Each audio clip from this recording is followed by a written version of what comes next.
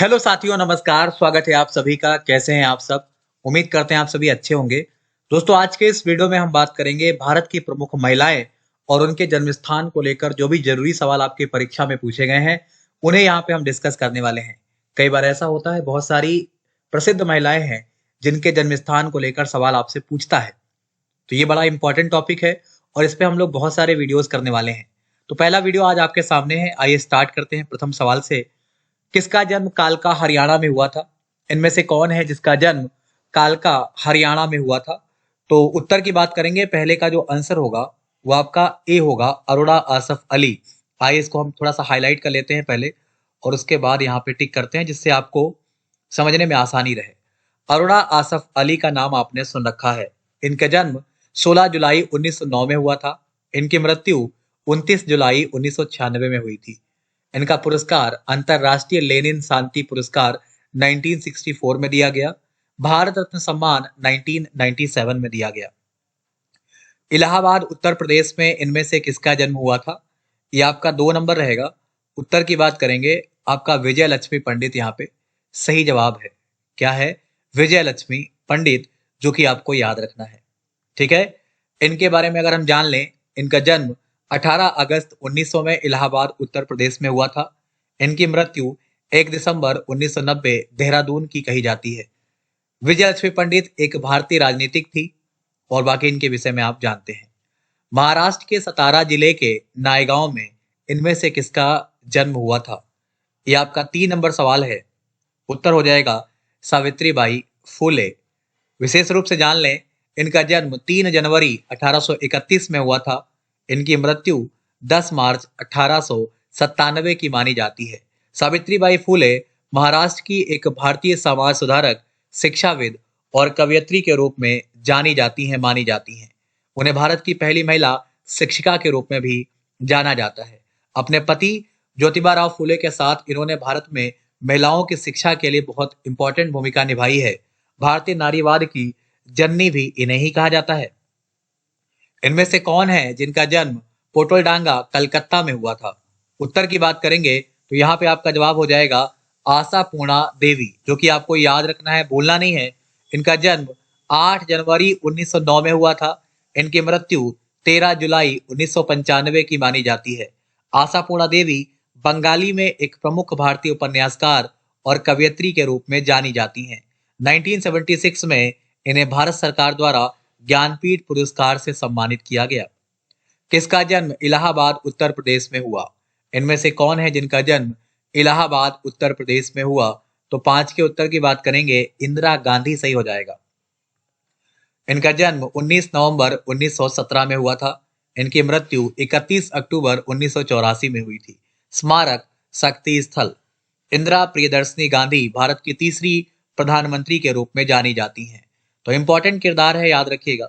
इन्होंने जनवरी 1966 से मार्च 1977 तक और फिर जनवरी 1980 से लेकर अपनी हत्या तक यानी 1984 तक भारत के प्रधानमंत्री के रूप में कार्य किया है। गुजरात के पोरबंदर प्रांत में किसका जन्म हुआ था? 6 नंबर रहेगा। उत्तर की बात करेंगे, डी आपका हो जाएगा, कस्तूरबा गांधी। और जन्म 11 अप्रैल 1869 पोरबंदर। मृत्यु 22 फरवरी 1944। और यहाँ पे हम लोग बात कर रहे थे कस्तूरबा गांधी के विषय में। तो कस्तूरबा बाई मोहनदास गांधी एक भारतीय राजनीतिक कार्यकर्ता के रूप में जानी जाती हैं और इन्होंने 1883 में मोहनदास गांधी से शादी की। अपने पति के साथ वे स्वतंत्रता आंदोलन में शामिल हुई और बहुत सारा काम इन्होंने किया। 26 मार्च 1907 फर्रुखाबाद उत्तर प्रदेश में इनमें से किसका जन्म हुआ था? ये आपका 7 नंबर रहेगा। उत्तर की बात करेंगे, आपका महादेवी वर्मा सही उत्तर है, ध्यान रखिएगा। 26 मार्च 1907 फर्रुखाबाद में इनका जन्म हुआ। 11 सितंबर 1987 इलाहाबाद में इनकी मृत्यु हुई। महादेवी वर्मा एक भारतीय हिंदी भाषा की कवयित्री और उपन्यासकार के रूप में जानी जाती हैं। इन्हें हिंदी साहित्य में छायावादी युग के 4 प्रमुख स्तंभों में माना जाता है। क्लियर? करनाल हरियाणा में इनमें से किसका जन्म हुआ था? 8 के उत्तर की बात करेंगे, आपका जवाब हो जाएगा कल्पना चावला। इनका जन्म 17 मार्च 1962 करनाल हरियाणा का है। इनकी मृत्यु 1 फरवरी 2003 की मानी जाती है। कल्पना चावला एक भारतीय अमेरिकी अंतरिक्ष यात्री और इंजीनियर थी। वे अंतरिक्ष में जाने वाली भारतीय मूल की पहली महिला भी कही जाती हैं। इनमें से किसका जन्म मुंबई में हुआ था? विकल्प आपके पास है। उत्तर हो जाएगा मैडम भीखाजी कामा का जन्म मुंबई में हुआ था। इनका जन्म 24 सितंबर 1861, इनकी मृत्यु 13 अगस्त 1936। श्रीमती भीखाजी रुस्तम कामा भारतीय मूल की पारसी नागरिक थी। इन्होंने लंदन, जर्मनी, अमेरिका का भ्रमण कर भारत की स्वतंत्रता के पक्ष में माहौल बनाया। ये आपको पॉइंट याद रखना है। बेगम हजरत महल का जन्म कहां पर हुआ था? तो इनका जन्म हुआ था फैजाबाद में, जो वर्तमान में अयोध्या के नाम से जाना जाता है। इनका जन्म 1820 में हुआ था फैजाबाद में। इनकी मृत्यु 7 अप्रैल 1879, नेपाल। बेगम हजरत महल, जिसे अवध की बेगम के रूप में जाना जाता है, अवध के नवाब वाजिद अली शाह की दूसरी पत्नी और 57-58 में अवध की रिजेंट थी। तो इंपॉर्टेंट किरदार है इनका। 16 अगस्त 1904 को इलाहाबाद, उत्तर प्रदेश में इनमें से कौन है जिनका जन्म हुआ था? उत्तर हो जाएगा सुभद्रा कुमारी चौहान। इनका जन्म 16 अगस्त 1904, इनकी मृत्यु 15 फरवरी 1948। सुभद्रा कुमारी चौहान एक भारतीय कवयित्री थी। इनकी सबसे लोकप्रिय कविता झांसी की रानी है, जो आप सब जानते हैं। कर्नाटक के बेलगांव जिले में इनमें से किसका जन्म हुआ था? उत्तर की बात करेंगे रानी चेन्नम्मा। इनका जन्म 23 अक्टूबर 1778, इनकी मृत्यु 21 फरवरी 1829, कर्नाटक। रानी चेन्नम्मा भारत के कर्नाटक के कित्तूर राज्य की रानी कही जाती हैं। 1824 में इन्होंने हड़प नीति के विरुद्ध अंग्रेजों से संघर्ष किया। रानी चेन्नम्मा की कहानी भी लगभग झांसी के रानी के जैसी है। उत्तरकाशी जिला उत्तराखंड में इनमें से कौन है जिनका जन्म हुआ था? उत्तर की बात करेंगे बछेंद्री पाल हो जाएगा। इनका जन्म 24 मई 1954 का माना जाता है। उत्तरकाशी जिला उत्तराखंड। ध्यान रखिएगा, बछेंद्री पाल एक भारतीय पर्वतारोही हैं जो 1984 में माउंट एवरेस्ट की चोटी पर पहुंचने वाली पहली भारतीय महिला बनी। याद रखना है आपको, बड़ा इंपॉर्टेंट रहेगा। हैदराबाद में इनमें से किसका जन्म हुआ था? उत्तर हो जाएगा सरोजिनी नायडू। इनके विषय में जितना कहा जाए कम है। 13 फरवरी 1879 में इनका जन्म हुआ।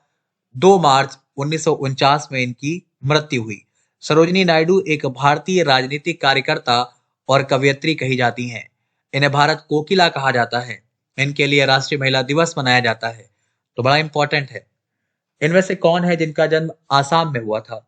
उत्तर की बात करेंगे सैयद अनवरा तैमूर, नाम आपने सुना होगा। इनका जन्म 24 नवंबर 1936 में हुआ था। इनकी मृत्यु 28 सितंबर 2020 की मानी जाती है। असम के इतिहास में वह राज्य की एकमात्र महिला और मुस्लिम मुख्यमंत्री के रूप में जानी जाती हैं। 6 दिसंबर 1980 से 30 जून 1981 तक असम की मुख्यमंत्री रहीं। भारतीय इतिहास में वे किसी भी राज्य की पहली मुस्लिम महिला मुख्यमंत्री भी कही जाती हैं। अंबाला हरियाणा में किसका जन्म हुआ था? उत्तर की बात करेंगे सुचेता कृपलानी सही है। इनका जन्म 25 जून 1908 में हुआ था। इनकी मृत्यु 1 दिसंबर 1974 की कही जाती है, नई दिल्ली। सुचेता कृपलानी एक भारतीय स्वतंत्रता सेनानी और राजनीतिक के रूप में जानी जाती हैं। निम्न में कौन है जिनका जन्म जलगांव महाराष्ट्र का माना जाता है? 17 के उत्तर की बात करेंगे, आपका बी हो जाएगा प्रतिभा देवी सिंह पाटिल हो जाएगा। प्रतिभा देवी सिंह पाटिल का जन्म 19 दिसंबर 1934 को भारत के महाराष्ट्र के जलगांव जिले के नंदगांव में हुआ था। इन्होंने 2007 से 2012 तक भारत के 12वें राष्ट्रपति के रूप में कार्य किया है। बड़ा इंपॉर्टेंट किरदार है। इनमें से किसका जन्म अनक्कारा मद्रास प्रेसिडेंसी केरला में हुआ था? 18 नंबर रहेगा। उत्तर की बात करेंगे, आपका बी हो जाएगा। क्या हो जाएगा? कैप्टन लक्ष्मी सहगल। इनका जन्म 24 अक्टूबर 1914 का मानते हैं। इनकी मृत्यु 23 जुलाई 2012 की कही जाती है। कैप्टन लक्ष्मी सहगल भारतीय राष्ट्रीय सेना की एक अधिकारी और आजाद हिंद फौज में महिला मामलों की मंत्री के रूप में जानी जाती हैं। लक्ष्मी को आमतौर पर भारत में कैप्टन लक्ष्मी के रूप में संदर्भित किया जाता है। पंडिता रमाबाई सरस्वती का जन्म कहाँ हुआ था? सवाल नंबर 19 रहेगा। और उत्तर की बात अगर हम करते हैं तो आपका बी हो जाएगा, कैनरा, कर्नाटका। विशेष रूप से बात करेंगे, इनका जन्म 23 अप्रैल 1858 का है। इनकी मृत्यु 5 अप्रैल 1922 की है। पंडिता रमाबाई सरस्वती भारत में महिलाओं की शिक्षा और मुक्ति में अग्रणी और एक समाज सुधारक के रूप में जानी जाती हैं।